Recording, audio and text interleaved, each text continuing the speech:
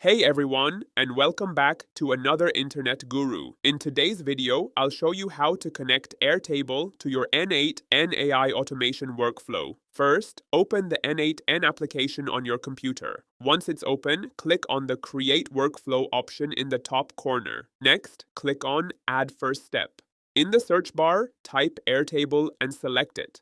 After opening Airtable, click on Action. From the list of options, select Create a Record. You'll now see several empty fields. Fill them out as required. Once you're done, click on Execute Step. After executing, go back and check. Your Airtable is now connected to N8n. If you found this video helpful, don't forget to like, subscribe, and hit the notification bell so you never miss an update from another Internet Guru.